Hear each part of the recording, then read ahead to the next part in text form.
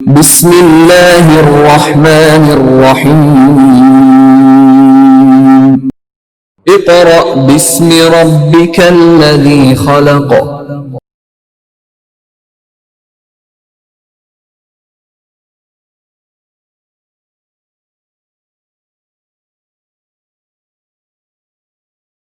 Dear students, आज हम work for day 13 से अपना नेक्स्ट लेक्चर स्टार्ट करेंगे विच is uses of acetylene. Students, जैसा कि आपको याद होगा कि हमने अपने प्रीवियस लेक्चर में एसिटाइलिन से रेलिवेंट रिएक्शंस की बात की थी, जिसमें लास्ट में हमने ऑक्सीडेशन विद पोटेशियम परमैंगनेट की डिस्कशन की थी और उसमें प्रॉपरली हमने एज अ प्रोडक्ट के तौर पर ग्लाइऑक्सल एंड ऑक्सैलिक एसिड की प्रेपरेशन की थी। और मैंने आपको ये भी बताया था क्वेश्चंस राइट करके कि इनके क्वेश्चंस लॉन्ग क्वेश्चन में एज अ क्वेश्चन के तौर पर ये आएंगे कैसे। ठीक है जी, आज हमारा इस कह लीजिए कि चैप्टर का एल्काइंस का जो मेजर टॉपिक है उसका लास्ट टॉपिक है which is uses of alkynes and also known as the uses of acetylene. Students, पहली यूज जो एसिटाइलिन की प्रोवाइड की गई है ये इंपॉर्टेंट है, इस वजह से मैंने इसको व्हाइट बोर्ड पे मेंशन किया है और आपको समझाने की कोशिश भी करूंगा कि देखिए कि जब एसिटाइलिन रिएक्ट करती है ऑक्सीजन के साथ, यानी जब भी वो ऑक्सीजन के साथ रिएक्ट करेगी, मे बी वो ऑक्सीजन आप कह लीजिए कि एनवायरनमेंट में है, लिमिटेड अमाउंट में है या अनलिमिटेड अमाउंट में है, ये चीज यहां पर मेंशन नहीं की गई। आपको याद होगा जब हमने अल्केन्स के टॉपिक की डिस्कशन की थी तो वहां पर हमने कंबस्शन की डिस्कशन की थी और कंबस्शन के टॉपिक में हमने ये बात प्रॉपरली देखी थी और उसमें ये रेट भी किया था कि कैसे oxygen limited and unlimited concentration में यूज होती है। लेकिन इधर इन्होंने इस बात को मेंशन नहीं किया हुआ कि ऑक्सीजन लिमिटेड है कि अनलिमिटेड है, इसीलिए हम इस ऑक्सीजन को एनवायरमेंटल ऑक्सीजन का नाम देंगे। तो जब भी एसिटाइलिन रिएक्ट करेगी एनवायरमेंटल ऑक्सीजन के साथ तो एसिटाइलिन और ऑक्सीजन मिलकर ऑक्सी एसिटाइलिन बना देंगे। ठीक है, ऑक्सी एसिटाइलिन, और इनके आपस में रिएक्शन करते वक्त फ्लेम की जरूरत है, जिस वजह से इनको फ्लेम प्रोवाइड करना पड़ेगा और फ्लेम प्रोवाइड करने के बाद एसिटाइलिन और ऑक्सीजन रिएक्ट करके ऑक्सी एसिटाइलिन प्रोड्यूस कर देंगे। ठीक है स्टूडेंट्स, क्योंकि इसमें फ्लेम दिया जा रहा है दैट्स व्हाई ये बहुत ही ज्यादा एक्सोथर्मिक रिएक्शन होगा। एक्सो का मीनिंग आपको पहले भी बताया गया है, it means outside and thermic means heat, यानी ऐसे रिएक्शंस जिसमें आउटसाइड बाहर की तरफ हीट रिलीज हो, इस तरह के रिएक्शंस को हम क्या नाम देते हैं, एक्सोथर्मिक रिएक्शंस। अब जब हमारे पास स्टूडेंट्स ऑक्सी एसिटाइलिन प्रिपेयर हो जाएगी तो हम इसको किसी स्पेसिफिक मकसद के लिए यूटिलाइज करेंगे।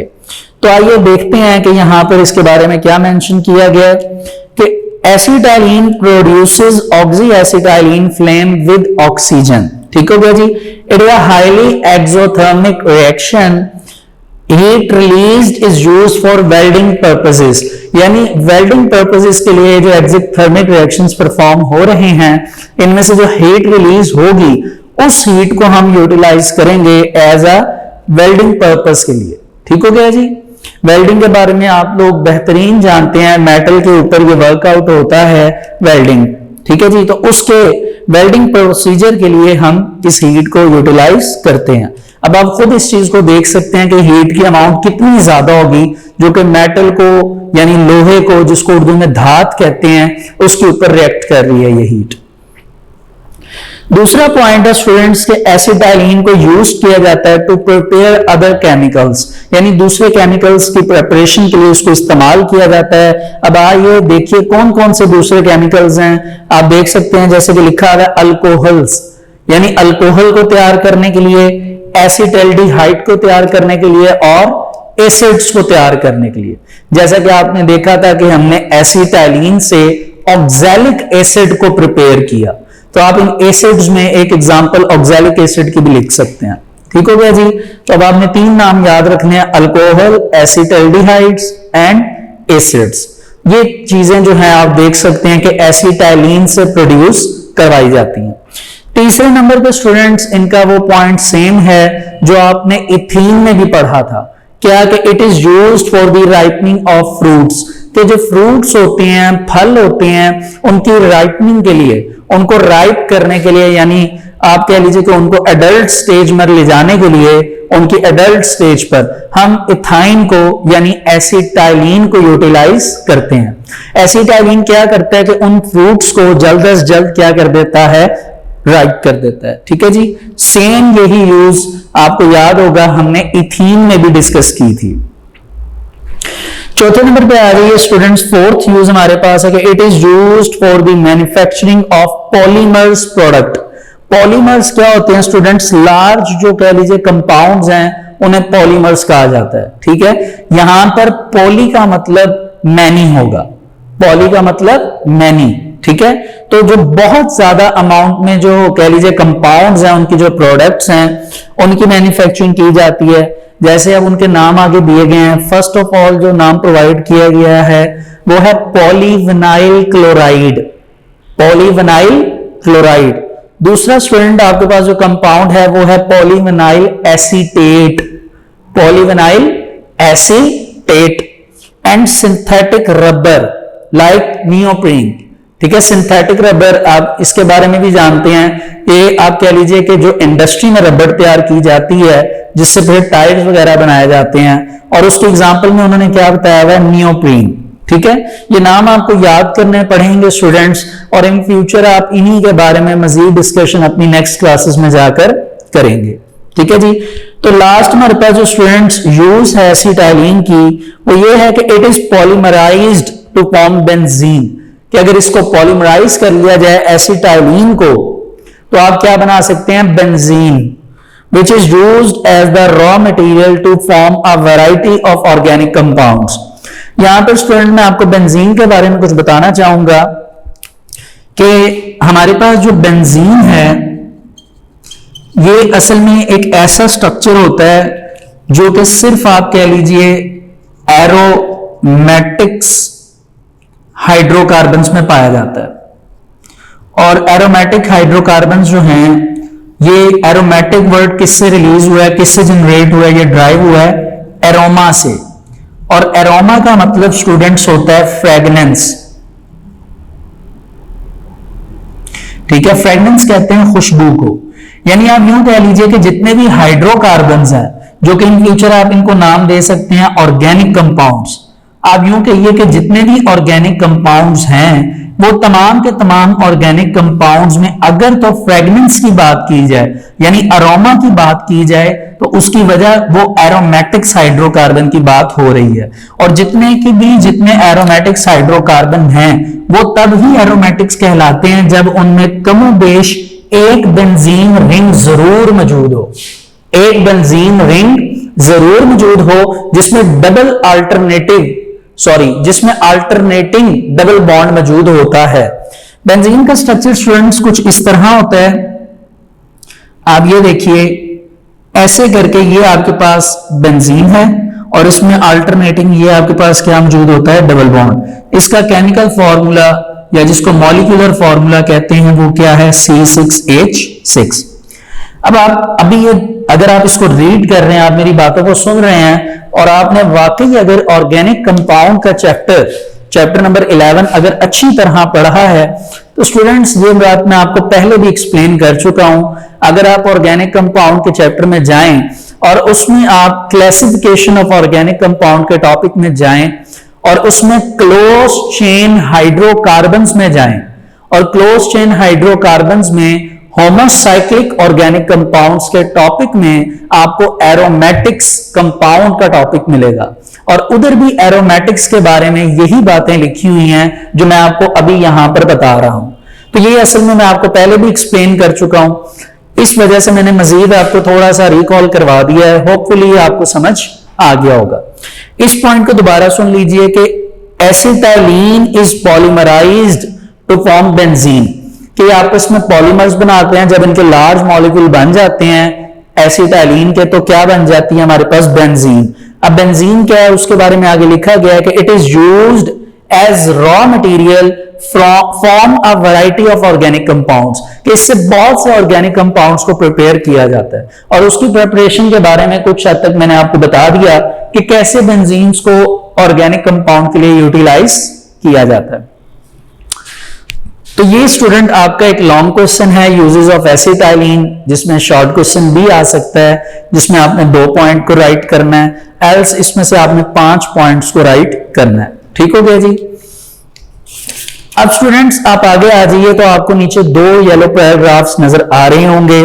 अब मैं आपको आज एक ऐसी होम असाइनमेंट देने लगा हूं कि अगर वाकई इस चैप्टर को अच्छी तरह आपने सुना है, मेरे लेक्चर्स पूरे लिए हैं, तो इसमें से एक मैं आपको होम असाइनमेंट देने लगा हूं, जो नीचे आपको hydrocarbons as feedstock in industry का टॉपिक नजर आ रहा है, जो कि एक लॉन्ग क्वेश्चन है, वो मैं आप तक छोड़ता हूं, क्योंकि वो स्टूडेंट्स ऐसा एक लॉन्ग क्वेश्चन है जो कि थ्योरेटिकल है, जिसमें रीडिंग है प्रॉपरली। ठीक है, वो एक ऐसा क्वेश्चन है कि अगर तो आपने ये चैप्टर अच्छी तरह सुना है, इसके तमाम लेक्चर्स को फॉलो किया है, तो आपको ये लॉन्ग क्वेश्चन आता है। और अगर आपने एक भी लेक्चर मिस किया हुआ है, तो स्टूडेंट ये क्वेश्चन आपको नहीं आता, और ये बहुत इंपॉर्टेंट लॉन्ग क्वेश्चन है रिगार्डिंग टू बोर्ड के पॉइंट ऑफ व्यू से।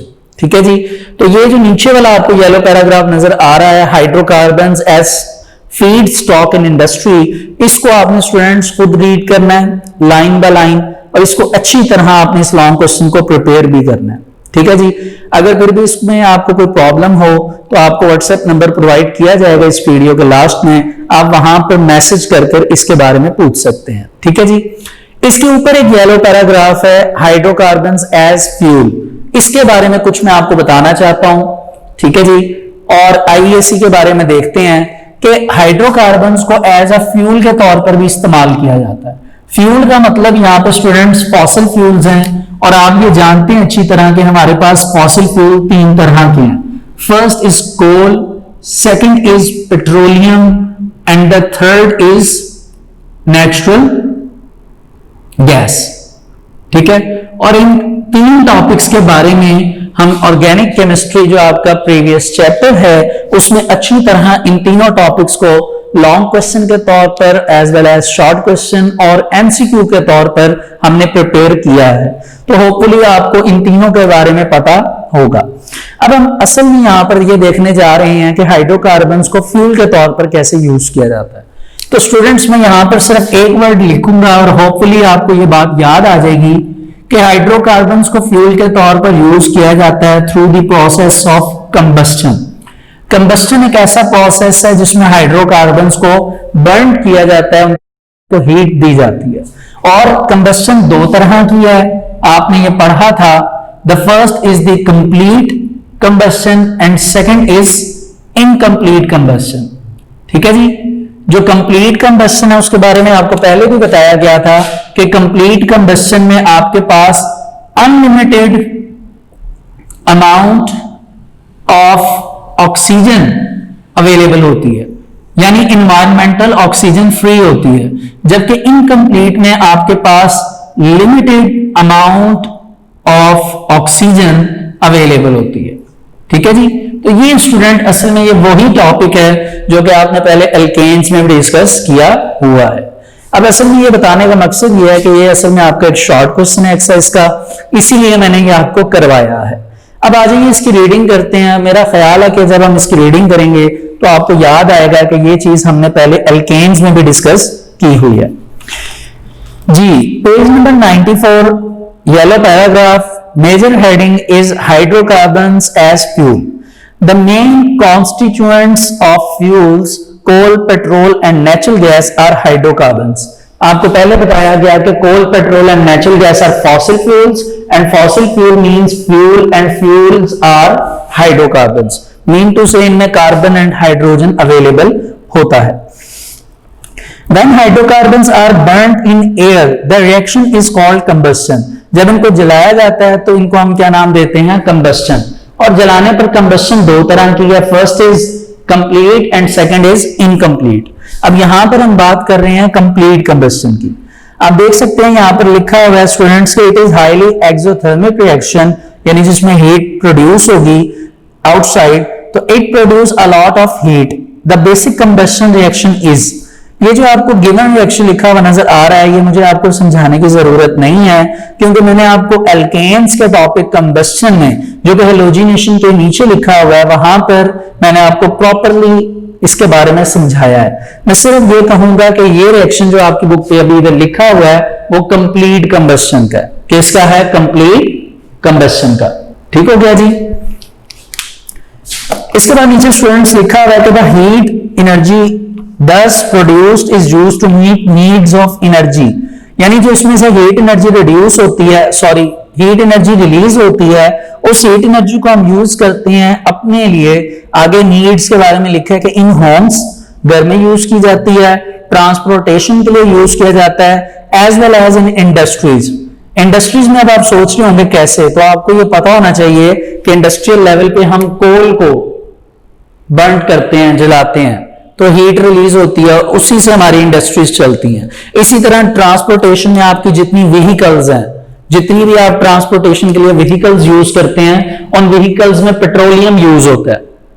और घरों के बारे में जो होम का वर्ड यूज हुआ है वो नेचुरल गैस के लिए हुआ है। इन शॉर्ट ये तीनों प्रोडक्ट जो हैं ये इन तीन जगहों पे होम्स, उसके अलावा ट्रांसपोर्टेशन एंड इंडस्ट्रीज, यहां पर इनको बताया गया।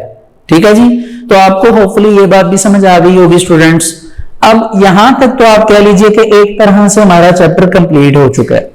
अब आप आ जाइए इसकी एक्सरसाइज पे पेज नंबर 97 पे। तो आपको पेज नंबर 97 पे स्टूडेंट्स पेज नंबर 97, 98 एंड 99 इन तीन पेजेस पर आपको 20 एमसीक्यू मिलेंगे।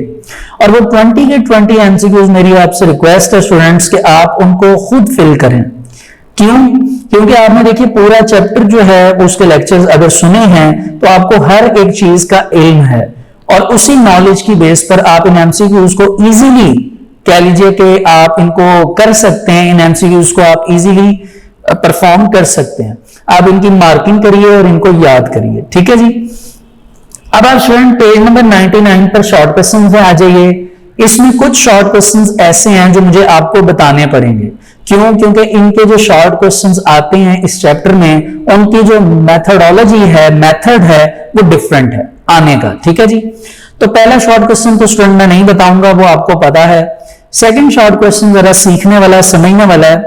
कहता है a compound consisting of 4 carbon atoms has a triple bond in it, यानी 4 कार्बन एटम है, 1 2 3 4, और कहता है अ ट्रिपल बॉन्ड, यानी इसमें एक ट्रिपल बॉन्ड है।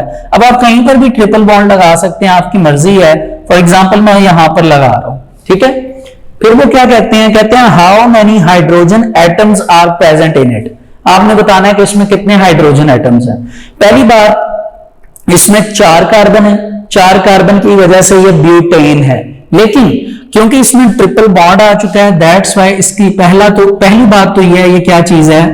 ब्यूटाइन। अब आपने इसके हाइड्रोजन काउंट करने हैं, टोटल कितने हाइड्रोजन है, तो आइए इसको हम बैलेंस करते हैं। देखिए इस कार्बन ने 3 बॉन्ड ये बनाए हैं, तो एक ही किसके साथ बनाएगा? हाइड्रोजन के साथ। इस कार्बन ने 3 बॉन्ड ये बनाए हैं, एक इस साइड कार्बन के साथ बनाएगा, इसके 4 हुए। ये कार्बन ने एक बॉन्ड बनाया हुआ है, दूसरा बॉन्ड ये इस कार्बन के साथ बनाएगा। अब इस कार्बन के 2 बॉन्ड है, इट मींस दैट इसको कितने हाइड्रोजन की जरूरत है? 2 की, ताकि उसकी वैलेंसी सेटिस्फाई हो सके। इस कार्बन ने एक बॉन्ड ये बनाया हुआ है, तो स्टूडेंट्स अल्टीमेटली अपने साथ कितने हाइड्रोजन रखेगा? 3। अब आप हाइड्रोजन काउंट कर लीजिए, तो ये आपका आंसर है। इसको आपने खुद इसको एक इंग्लिश की लाइन में इसे कन्वर्ट कर लेना है, वगरना मैं भी आपको बता सकता हूं, एक बल्कि तरीका मैं भी आपको बता देता हूं। अब आप देखिए इसमें असल में कितने हाइड्रोजन है? 6। तो आप ये कह सकते हैं there are 6 hydrogen atoms are present in a given compound which is butyne. उसके बाद आप ये रिएक्शन भी लिख देंगे, तो ये बहुत अच्छा इंप्रेशन जो है वो पड़ेगा। ठीक है, ये एक इंपॉर्टेंट शॉर्ट क्वेश्चन है। इसके बाद नेक्स्ट क्वेश्चन है what are the alkanes called paraffins. I think so ये भी बताने की जरूरत नहीं है। Next, what do you know about the hydrogenation of alkenes. ये भी बताने की जरूरत नहीं है, पेज नंबर 84 पे आपको मिल जाएंगे दोनों। इसके बाद है how are alkyl halide reduced, यानी इसका असल में जो टॉपिक था वो था रिडक्शन ऑफ एल्काइल हैलाइड्स। ये भी पेज नंबर 85 पे आपको मिल जाएगा। ठीक है। अगला क्वेश्चन है why are the alkane used as fuel, alkanes को फ्यूल के तौर पर इस्तेमाल क्यों किया जाता है? इसके स्टूडेंट्स दो आंसर हैं, आप इसको पेज नंबर 86 से भी कर सकते हैं, एल्स आप इसको पेज नंबर 94 पे हाइड्रोकार्बन एज फ्यूल, आप इन दोनों टॉपिक में से कहीं से भी मार्क करके अपना आंसर इसमें से कंप्लीट कर सकते हैं। इसके बाद स्टूडेंट क्वेश्चन है how can you prepare ethene from alcohol and ethyl bromide, यानी आपने इथीन को प्रिपेयर करना है कहां से? अल्कोहल से। तो याद होगा हमने पूरे चैप्टर में अल्कोहल का टॉपिक एक ही जगह पढ़ा था, डिहाइड्रेशन ऑफ अल्कोहल। आप प्रेपरेशन में जाएंगे, उसके दो मेथड हैं, एक इथाइल ब्रोमाइड और एक डिहाइड्रेशन। वो दोनों मेथड चाह रहे हैं कि आप इस क्वेश्चन में उसका आंसर लिखें। फिर अगला क्वेश्चन है identify propane from propene with a chemical test, यानी आपने क्या करना है? आइडेंटिफाई करना है प्रोपेन को प्रोपीन से। आप जानते हैं कि प्रोपेन एक सैचुरेटेड हाइड्रोकार्बन है, प्रोपीन एक अनसैचुरेटेड हाइड्रोकार्बन है। तो आपने यहां पर केमिकल टेस्ट करना है। तो स्टूडेंट केमिकल टेस्ट एक ही है जो हो सकता है, वो है test for unsaturation, bromine water test. अब आप वो ब्रोमीन वाटर टेस्ट जहां से मर्जी लिख लीजिए, आप वैसे अल्कीन्स में भी लिख सकते हैं, अल्कीन से और अल्काइन से भी, लेकिन क्योंकि यहां पर उसने प्रोपीन का वर्ड यूज कर दिया है तो आपको जो ब्रोमीन वाटर टेस्ट है वो आपको कहां से लिखना पड़ेगा? अल्कीन्स में से, और रिएक्शन भी लिखना पड़ेगा। ठीक है जी। अगला ऑयलफिन्स का शॉर्ट है स्टूडेंट्स, ये आपको पता है कि ये अल्कीन्स के स्टार्टिंग पैराग्राफ में आपको इजीली मिल जाएगा, आप देख लीजिए जाकर। नेक्स्ट स्टूडेंट क्वेश्चन है why alkane can't be oxidise with potassium permanganate solution. देखिए मैं इसको आपको इसका मीनिंग समझा देता हूं, इसका आंसर आपने इसको सर्च कर लेना है खुद ही, कि आप अगर गौर करें तो KMnO4 यानी पोटेशियम परमैंगनेट, आपको पता है कि पोटेशियम परमैंगनेट जो है वो एक ऐसा कंपाउंड है जिसका पिंक कलर है। अगर आप उसको अनसैचुरेटेड हाइड्रोकार्बन्स में डालते हैं तो उसका कलर डिस्चार्ज हो जाता है। ठीक है जी। लेकिन अगर आप उसको सैचुरेटेड में डालेंगे तो उसका कलर डिस्चार्ज नहीं होगा, क्योंकि पोटेशियम परमैंगनेट एल्केन्स यानी सैचुरेटेड हाइड्रोकार्बन के साथ ऑक्सीडेशन का रिएक्शन परफॉर्म नहीं करता। इसलिए अगर आप गौर करें तो हमने एल्केन्स के टॉपिक में KMnO4 की बात नहीं की, जबकि एल्कीन्स एंड एल्काइंस दोनों में हमने पोटेशियम परमैंगनेट यानी ऑक्सीडेशन विद KMnO4 की बात की है। ठीक है स्टूडेंट। नेक्स्ट क्वेश्चन है what are addition reaction explain with example. ये आपको एल्कीन्स में भी मिल सकता है और अल्काइंस में भी, क्योंकि एडिशन रिएक्शन या तो एल्कीन्स करती हैं या अल्काइंस। इसके बाद है justify alkanes give substitution reactions. देखिए सब्स्टिट्यूशन रिएक्शंस जो हम एल्केन करते हैं इसकी जस्टिफिकेशन के लिए आप सब्स्टिट्यूशन रिएक्शन की डेफिनेशन लिखेंगे और रिएक्शन लिख देंगे। जो ब्राइट सनलाइट वाला रिएक्शन है ये आपको हेलोजिनेशन के टॉपिक में मिल जाएगा। नेक्स्ट क्वेश्चन स्टूडेंट्स के एल्कीन एल्काइंस आर अनसैचुरेटेड, इनकी मोस्ट सिग्निफिकेंट डिफरेंस लिखिए। डिफरेंस सबसे मोस्ट सिग्निफिकेंट डिफरेंस इनका एक ये है कि एल्कीन्स भी अनसैचुरेटेड हैं, एल्काइंस भी अनसैचुरेटेड हैं। सबसे बड़ा डिफर क्या है इनमें कि एल्कीन्स में डबल बॉन्ड होता है, एल्काइंस में ट्रिपल बॉन्ड होता है। ठीक है जी, ये सबसे बड़ा डिफरेंस है। नेक्स्ट क्वेश्चन मैं पढ़ूंगा भी नहीं क्योंकि वो आपने खुद करना है। ठीक है, वो आपको आता है। उससे नेक्स्ट क्वेश्चन भी आपको आता है और उससे नेक्स्ट क्वेश्चन है फिजिकल प्रॉपर्टीज ऑफ एल्केन, वो भी आपको आता है। नेक्स्ट है इथेन फ्रॉम इथीन की आइडेंटिफिकेशन, सेम ये आइडेंटिफाई करना है तो आपको टेस्ट करना पड़ेगा, ब्रोमीन वाटर टेस्ट। और अगला फिर उसने खुद ही दे दिया कि why colour of bromine water discharge on addition of ethene, कि अगर इथीन को डालेंगे तो ब्रोमीन वाटर का कलर क्यों डिस्चार्ज होगा। देखिए ब्रोमीन वाटर जो है या ब्रोमीन जो टेस्ट है जिसको हम ब्रोमिनेशन कहते हैं उसका कलर रेड ब्राउनिश होता है। लेकिन ये कॉन्सेप्ट है जो आपने याद रखना है आइडेंटिफिकेशन का, कि जब भी उसमें अनसैचुरेटेड हाइड्रोकार्बन्स में उसको डाला जाएगा यानी एल्कीन्स या अल्काइन में, तो वो अपना कलर डिस्चार्ज कर देता है, अपना कलर जो है वो छोड़ देता है, डिकलराइज हो जाता है। ठीक है जी। लास्ट है आपने इंपॉर्टेंस बतानी है इन चार कंपाउंड्स की, और इन चारों की इंपॉर्टेंस जो है वो आपको पीछे पढ़ा दी गई है, इन्हें आप खुद ही देख सकते हैं। आगे पेज नंबर 100 पे एक्सटेंसिव क्वेश्चंस हैं। इनमें से जो क्वेश्चन आपको नहीं मिलेंगे मैं आपको सिर्फ वो बता रहा हूं, बाकी आप इनको खुद देख लीजिएगा। ठीक है जी। क्वेश्चन नंबर 3 जो है prepare the following as directed, वो देखिए उसमें पहला क्वेश्चन है इथेन फ्रॉम इथीन, ये तो आप इजीली ढूंढ सकते हैं, ये हाइड्रोजिनेशन का क्वेश्चन है। अगला एसिटाइलिन फ्रॉम टेट्राहेलाइड, ये आपको स्टूडेंट पेज नंबर 92 पर मिल जाएगा, वहां पर देख लीजिए। फिर है कार्बन टेट्राक्लोराइड फ्रॉम मीथेन, ये आपको पेज नंबर 86 पे सीरीज ऑफ रिएक्शन मिल जाएंगे हेलोजिनेशन में।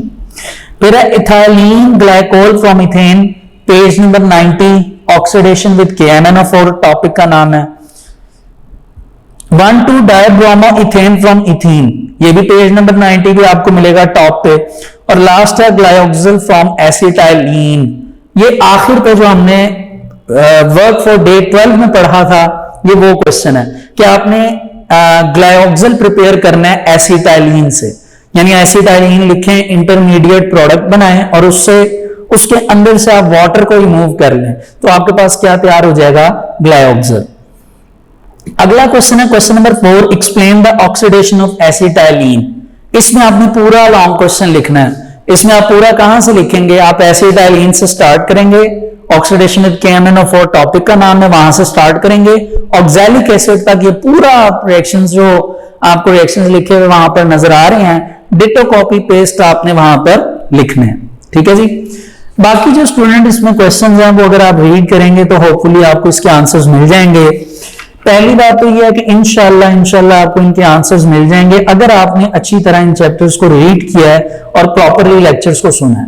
अगर फिर भी आपको इससे रेलिवेंट कोई भी प्रॉब्लम है स्टूडेंट्स, तो इस वीडियो के ये जो वर्क फॉर डे 13 है, इसके लास्ट पे आपको व्हाट्सएप नंबर प्रोवाइड किया गया है एडमिनिस्ट्रेशन का। आपको जो भी प्रॉब्लम है उस व्हाट्सएप नंबर पर आप एडमिनिस्ट्रेशन से रुजू कर सकते हैं और अपनी जो भी प्रॉब्लम है उनके साथ डिस्कस कर सकते हैं। जैसे आपकी प्रॉब्लम हम तक पहुंचेगी, इंशाल्लाह जल्द से जल्द हम आपको उसका आंसर कर देंगे। Thank you so much.